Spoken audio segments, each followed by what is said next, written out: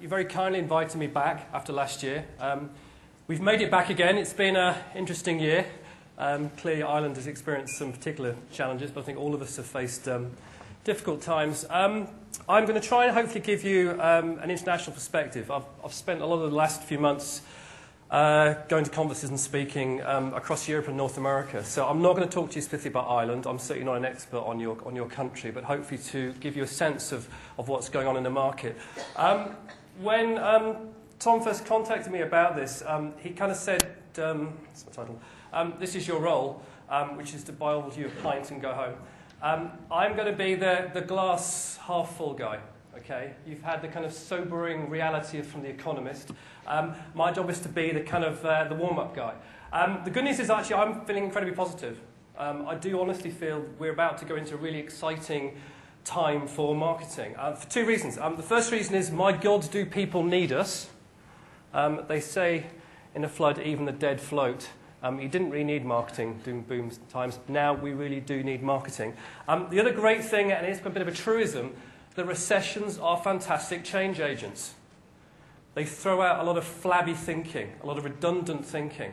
And what you can see is a lot of really interesting things come out of recessions. So it may not feel so at the time, but personally I'm very, very excited. Also think it rather strange that as a Welshman I'm being invited to cheer up an Irish party. Usually the Welsh we're the gloomy ones in the corner. Well, you guys are having a good time. So the strange role of myself as a Welshman at an Irish party, but hopefully you'll forgive me. So the brief is how do we respond to new realities. The fact is, let's be honest, this is kind of normal.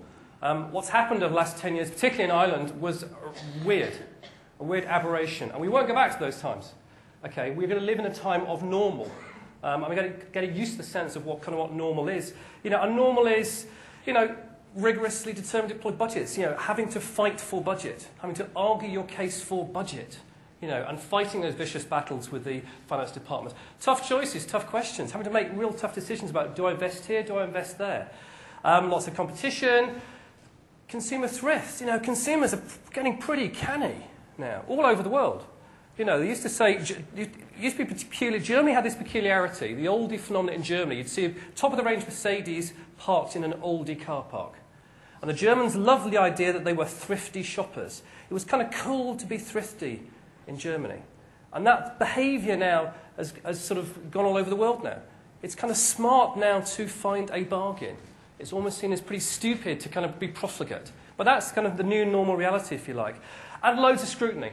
Everyone wants a piece. It's not just bankers that are being scrutinised. In every walk of life, there's somebody looking over our shoulder.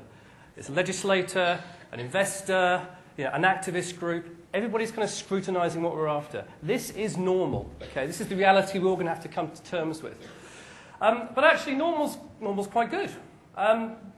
Some businesses seem to do quite well doing normal. Clearly, three sort of exciting. You'd kind of expect these type of businesses to do very well in normal.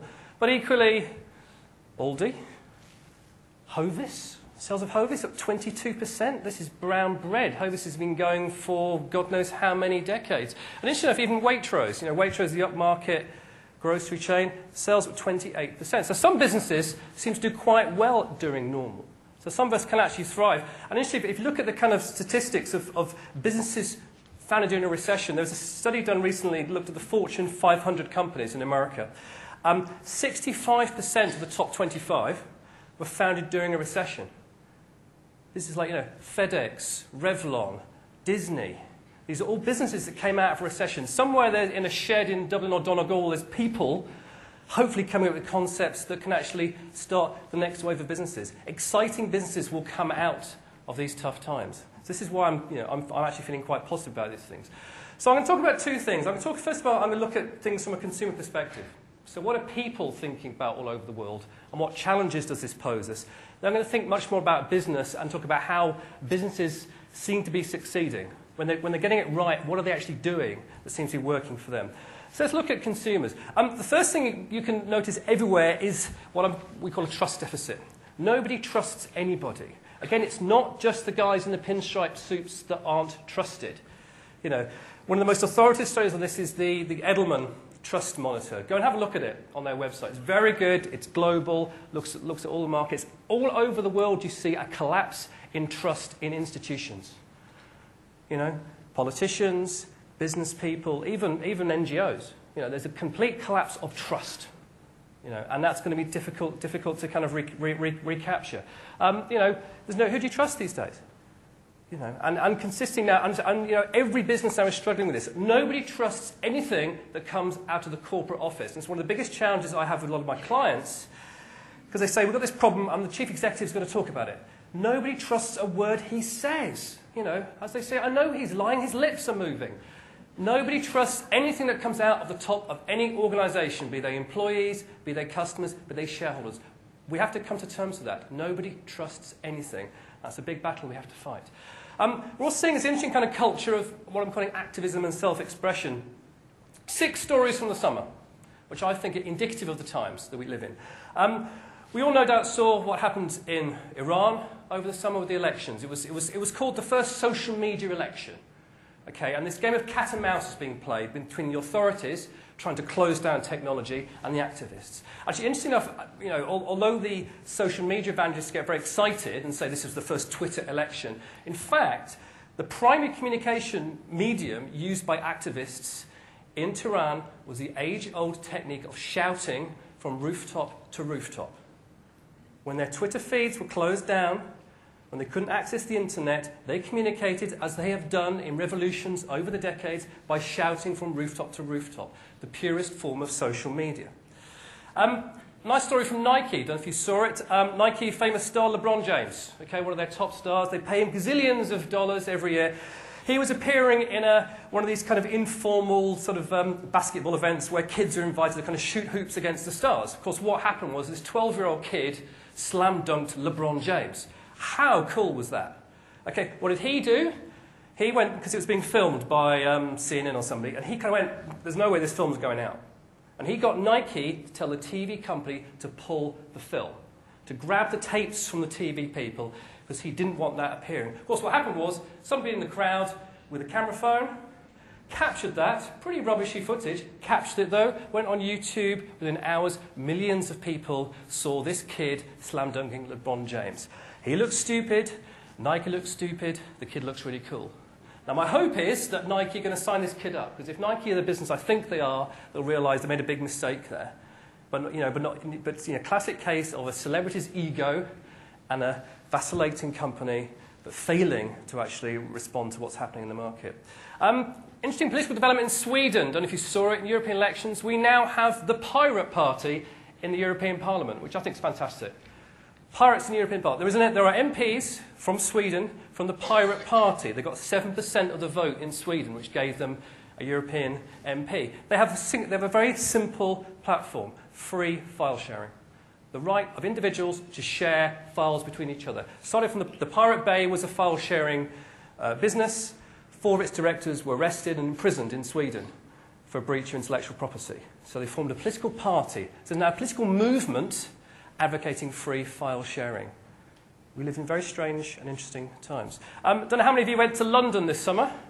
Interesting development in Trafalgar Square, which I thought again was indicative of a new mood of the times. It was described as art for the Facebook generation. Anthony Gormley, who's a famous artist, Angel of the North, you may have seen his work, he believes in this whole concept of public art, celebrating the everyman. For 100 days, the empty plinth on Trafalgar Square was available for people on an hourly basis. You went to a ballot, and every hour a different person was given the chance to stand on top of the plinth and do whatever they wanted to do. Sit there, feed the pigeons, make a protest, juggle. Apparently there were some people even taking all their clothes off. I missed that one. But for 100 days, 2,400 people expressed their own individual opinions. You know, usually Trafalgar Square is the place you see generals and captains, people who've murdered millions of people. This was the time for everyone. A time of self-expression. Again, an interesting kind of indication of the times in which we live.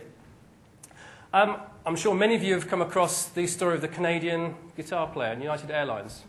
The famous story. It's been just about everywhere now. Those of you who aren't familiar with it, classic story, a musician on a United Airlines flight, his guitar was damaged. Okay? He tried to go through the usual channels, and after 9 months, out of frustration, he said, you know what, I'm going to make a video. Okay, the old adage was, if your customer has a bad experience, they'll tell 8 of their friends. These days, the bad experience, they're going to tell 2 million within 24 hours. So Dave made a video, because he's a singer. Of course, it was a good song, a great video, went on to YouTube. 24 hours later, 2 million people had seen this video. It spun and spun and spun. Now, United did what companies do. They said, we're really sorry. We won't happen again. This is a real learning experience. The trouble is, though, United are now struggling because Dave's now got a career. Because Dave's now made another video. Okay, and Dave's now planning a 3rd video. Because for the first time, this failing musician that nobody ever listened to what he said suddenly has got a global audience. So he's now churning out these videos. And United Airlines don't know what to do. Because they've done their apologising. And it hasn't gone away. And this is the challenge that companies now face. Okay. Now, when I've actually sort of posed this challenge in various workshops, consistently, I'll say, well, what would you do? The solution to most people seem to come was, well, why aren't United, where's their video? Why aren't they getting involved in this? Forget doing the apologising. A game is being played. They should be part of it. But it's getting to come to terms with the kind of changing times, if you like, changing landscape. This story is from Germany. Again, another strange experience. A film appeared on YouTube purporting to come from Sprite, which is a Coca-Cola brand. And it was a pretty full-on movie, very high production values, but it was pretty pornographic. Okay? I won't go into details. It's still there for those of you who were so minded. But for 48 hours, this thing ran because the production values were so high. And after 48 hours, somebody said, hold on a minute, are we sure this is from Sprite? And Sprite realised what had happened. It had actually been produced by a MTV director in New York as a social experiment. I love the idea of, you call something a social experiment, you can get away with murder. So I'm going to do everything. It's always a social experiment. But he claimed he put this film together as a social experiment. Now, of course, what Sprite did very quickly said this is inappropriate, closed it down. Within 24 hours, you had 20 pornographic movies. Within a week, you had hundreds of pornographic movies, and so it continues. One's inability to control your reputation when consumers are willing to do this with your particular brand. So we're seeing activism. The other thing we're seeing is this real sense of anger. People are pretty angry out there. And now that you've been following the sad death of Stephen Gately, I don't know if you've been picking up on what's been happening in the UK. What happened was Jan Moyer, who's a Daily Mail columnist, and a classic sort of Daily Mail kind of piece of invective, essentially used as a platform to criticise same-sex marriages. That was her kind of platform. Okay, and it was a very typical piece of Daily Mail journalism. No great surprises there. But what was new, though, was that actually the sense of anger this actually created. And within hours, a movement had started through social media. The Daily Mail changed its headline. Okay, advertisers cancelled their advertising. Marks and Spencer's pulled their advertising out of the newspaper and there were 22,000 complaints, a record to the Press Complaints Commission in the UK. Okay, indicative of this mood of anger, this mood of frustration, this sense now that not only can I get angry, but now I've got a means to express that anger through some of these interesting social media channels.